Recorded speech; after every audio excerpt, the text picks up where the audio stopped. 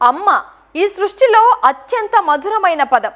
బిడ్డకు ఏ ఆపద వచ్చినా ప్రాణాలకు తెగించి పోరాడేది కన్నతల్లి. తన ప్రాణం పోయినా సరే బిడ్డ ప్రాణాలు కాపాడుకునేందుకు పరితపిస్తుంది. కానీ ఆ మాతృత్వానికే మాయని మచ్చ తెచ్చింది ఆ యువతి. అక్రమ సంబంధం మోజులో పడి కన్నపేగు బంధాన్నే తెంచుకుంది. ఏ చేతులతోనైతే బిడ్డకు గోరుముద్దలు తినిపించిందో అవే చేతులు ఆ పాపను బలి తీసుకున్నాయి. ఇంతకీ ఏం జరిగింది? కనిపించిన చేతులే కర్కశంగా ఎందుకు మారాయి? చిన్నారిని దారుణంగా అంతమొందించడానికి గల కారణాలేంటి?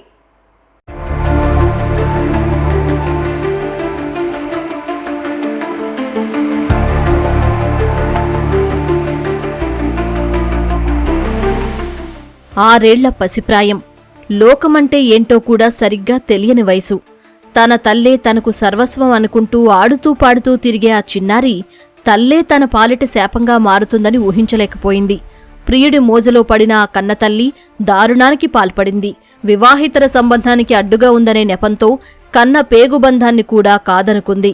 ప్రియుడి మోజలో పడి కన్న తల్లి బిడ్డను బలి తీసుకున్న దారుణమైన ఘటన హైదరాబాద్ నగరంలోని ఓల్డ్ అల్వాల్లో జరిగింది.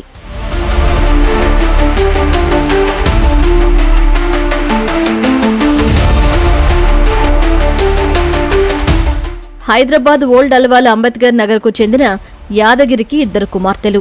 చిన్న కుమార్తె రేఖను 2020లో రాజు అనే వ్యక్తికి ఇచ్చి వివాహం చేశారు. పెళ్లైన కొన్ని రోజులకే రేఖ పండంటి ఆడబిడ్డకు జన్మనిచ్చింది. ఆ చిన్నారికి తన్విక అనే పేరు పెట్టారు.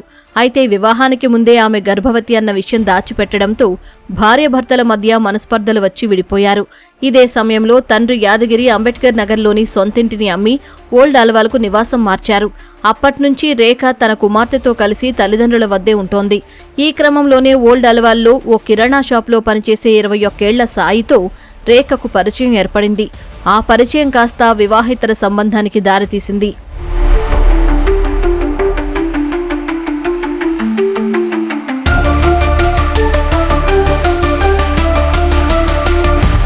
ప్రియుడి మోజులో పడిన రేఖ ఎలాగైనా సరే సాయిని పెళ్లి చేసుకోవాలని నిర్ణయించుకుంది. క్రమక్రమంగా వివాహం చేసుకోవాలంటూ అతడిని ఒత్తిడి చేసింది. కాని రేఖకు అప్పటికే పెళ్లై 6 ఏళ్ల కుమార్తె ఉండటంతో పెళ్లికి సాయి ససేమిరా అన్నాడు. రేఖ నంబర్ బ్లాక్లో పెట్టి దూరం పెట్టాడు. ఈ క్రమంలో యాదగిరి కుటుంబం మళ్లీ అంబేద్కర్ నగర్లోని ఓ అద్దె ఇంట్లోకి మారింది. తన ప్రియుడు దూరం కావడానికి కూతురు తన్వికనే అడ్డుగా ఉందని రేఖ భావించింది. ప్రియుడి కోసం అడ్డొస్తున్న ఆ పసిప్రాణాన్ని అడ్డు తొలగించుకోవాలని కఠిన నిర్ణయం తీసుకుంది.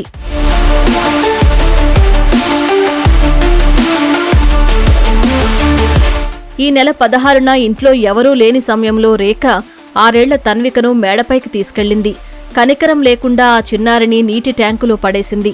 ప్రాణాల కోసం ఆ పాప గిలగిలా కొట్టుకుంటున్నా ఆ తల్లి గుండె కరగలేదు. ట్యాంకు మూతపెట్టి అందులో పూర్తిగా నీళ్లు నింపి అత్యంత కిరాతకంగా హత్య చేసింది. ఏమీ తెలియనట్లు కిందకొచ్చి తన కూతురు కనిపించడం లేదంటూ నాటకం ఆడింది. ఆదివారం సాయంత్రం ట్యాంకులో తన్విక నిర్జీవంగా పడి ఉండటాన్ని గమనించిన రేఖ సోదరి శ్వేత పోలీసులకు ఫిర్యాదు చేయడంతో అసలు వ్యవహారం వెలుగులోకొచ్చింది. రంగంలోకి దిగిన అల్వాల్ పోలీసులు సీసీటీవీ ఫుటేజ్ను పరిశీలించారు. కూతురిని పైకి తీసుకెళ్లిన రేఖ ఒంటరిగా కిందికి రావడం గుర్తించారు. రేఖను అదుపులోకి తీసుకుని తమదైన శైలిలో విచారించడంతో ఆ కర్కశ తల్లి అసలు నిజం ఒప్పుకుంది. సాయి అనే అబ్బాయి చెప్పిండట, తన అంటే ఈ పాప అడ్డు తొలగిస్తే మనం ఇద్దరం మంచిగా ఉంటాం, నేను నిన్ను పెళ్లి చేసుకుంటా అని చెప్తే తను అంటే వీళ్ళిద్దరూ 1 వీక్ నుంచి ప్లాన్ చేస్తున్నారంట. ఇది పాపాన్ని చంపడం 1 వీక్ నుంచి ప్లాన్ చేసి సాటర్డే రోజు నాకు మొక్క దొరికింది. తమ్ముడు ఒక్కటి లేడు, ఎవరు లేరు చుట్టుపక్కల కూడా. పక్కన రెంట్కి కాల్ చేసి వెళ్ళిపోయింది. తను డాడీ పాపనే ఉంది. నాకు మొక్క దొరికి తీసుకెళ్ళి అందేసేసింది. రేఖతో పాటు ఆమె ప్రియుడిపై కూడా పోలీసులు కేసు నమోదు చేసి దర్యాప్తు చేస్తున్నారు. ఇయర్స్ నుంచి ఇద్దరు కూడా లవ్ చేసుకుంటున్నారు. అప్పటికే ఈ అమ్మాయికి ఒక పాప ఉన్నది.